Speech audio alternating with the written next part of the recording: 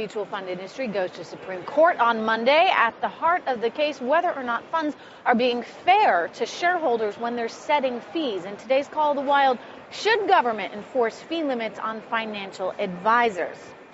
We want to ask securities arbitration lawyer Andrew Stoltmann and securities defense lawyer Evan Stewart. Great to see you guys. I'll kick it off with you, Andrew. What's your take on this? I mean, really, is this the place of the government to be saying, okay, we've got to limit these fees, or shouldn't that be perhaps up to the consumer that's doing business with these mutual funds? They say, too high a fee, I'm not going to pay it. Look, if the Great Recession has taught us anything, it's that mutual fund companies and the securities industry simply can't be trusted to do the right thing. Remember, we're coming off the heels of market timing. We're coming off the heels of late trading. There has to be a higher force that's looking out for the retail investors, because we know the funds themselves won't do it. If they're given the opportunity, they will gouge the retail clients. All right, so Evan Stewart, you heard Andrew. Please react to that. I just want to establish your view. Is this a court decision rather than a consumer investor decision? I guess that's the part that confuses me. Since when is the Supreme Court going to dictate fees for mutual funds or anything else? Yeah, that's not really the issue here. The issue here is a very narrow legal one, which is, were these fees disclosed in accordance with the Investment Company Act? And of course they were, and they were disclosed in the appropriate disclosure documents to the investors.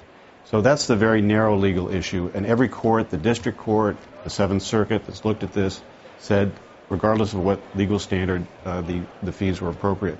The real issue on appeal here is a split between conservatives, what Judge Posner would call the thoughtful conservatives, and what he calls Judge Easterbrook here, which is a libertarian. And that's really the issue here. It's more of a philosophical issue that's being debated. So the philosophical issue being then that consumers would have the ability to say, I'm going to take my business elsewhere, Evan? No. Explain then. What's going on here is that Judge Easterbrook, really at the invitation of the plaintiffs who lost below, looked at this decision by the Second Circuit from 1982, and instead of agreeing with them said, well, actually, now that I look at this decision, I disagree with it, but for the opposite reasons, and I think that really the market should govern all these issues instead of the standards set forward by the Second Circuit. And again, Judge Posner said in his cert petition in bank decision that no, that's really not the way to go, especially in light of the financial meltdown of last year. Well, Andrew Stoltmann, look, John Bogle is a friend of this suit. John Bogle, who's a good guy and a smart guy, has railed for years about what he calls excessive mutual fund fees. John is an index fund guy. He's an ETF guy. Now, what's your take on that, and how does that play in this lawsuit?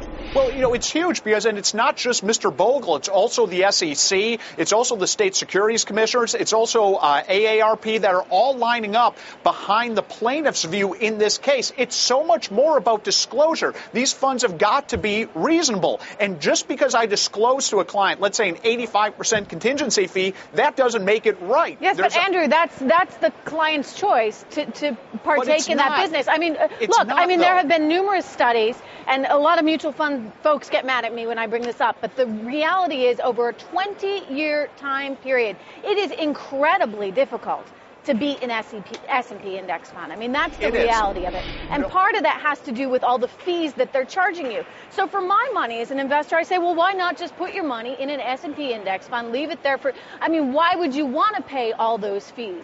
So it seems to me that it is a bit of a consumer decision here, Andrew. It is, but the only problem is you and I aren't the normal average retail investor who's investing in mutual funds. Most of these mutual funds, they are sold. They are not bought, and people may buy them because they're marketed in a nice way or they're an option in their 401k, not because of the fund returns. You and I look at the fund returns, and if they're substandard, we'll go to the index fund and we'll stay there, but that's not what the average retail client does. Yeah, but that's what John Bogle has said, and a lot of data back him up. He says after tax, And after cost expenses, the mutual funds have not had a good return. I mean, Andrew, I want to get you both in on that, because that may not be the heart of this judicial decision, but it's an interesting discussion. Andrew Stoltmann, where do you come out? And then I want to get Mr. Stewart in this. Well, there's no question that Mr. Bogle is right, but the problem I have is that I have a problem with the mutual fund companies gorging retail clients, because clients tend not to necessarily look at performance or look at fund fees. I put all my money in index funds, and that makes sense, but I'm not the average client. Andrew, if I go to a store, I look at the price tag on something that I'm going to buy. I mean, investing in a mutual fund, you got to look at the price tag of how much it's going to cost you to be in the fund. But it's not stupid. But it's not that simple. Can't say it's not that simple when it comes. Stupid. It's not that simple when it comes to mutual funds, because there are so many fees and there's so many expenses and there's so many hidden fees that clients don't know, and that's the problem I have. All right, so Evan Stewart, is that true? Do you believe that clients and investors don't know, as Andrew is asserting? No. Number one, they're clearly disclosed. Number two, this is a false issue, that the heated rhetoric we're hearing about the fees being excessive. Every court that's looked at this has said they were not. So even regardless of what legal standard, the fees have not been held to be excessive. Why are courts the point at about fees? Mr. Bogle. Wait, stop right there. This sounds like judicial overreach to me. Why are courts looking at fees? As Trish said before, this is a simple issue of consumer choice and price. What is the court doing looking at fees? Because it's a 92 million investors are being affected, and the average client just doesn't look at it. Look, Larry, how can a mutual fund company justify, as in this case, charging retail clients 85 basis points and charging institutional clients 45 basis points? I understand all that. I stand and appreciate that. I'm sympathetic to that, but I'm asking you guys, what's the court doing in this? Does the court look at cornflake prices? Does the court look at every other price, going to clothing stores? If there's no antitrust issue here, what's the court doing? No, what the court's doing here is, because Judge Easterbrook opened up this box, and Judge Posner said that's not the right way to go, especially in light of what happened last year. The court's trying to give some guidance. But this issue about the fees is just a false issue, because every court that's looked at the fees here has found them reasonable. Mr. Bogle's point is a different one, which is the mutual fund industry properly regulated? And we can argue about that or disagree with that, but the place for that to be decided is in front of the commission. And the problem with that issue is the commission, every time it's tried to do this, has done it wrong. Right. Twice it's gone up to the district court in the District of Columbia and has been rebuked. So if we're going to talk about structural issues in the industry, that's the place to address it, and it's another area where the commission has fallen down. Okay. All right, we're going to leave it there, guys. Appreciate you joining us today, Evan and Andrew. Thank you.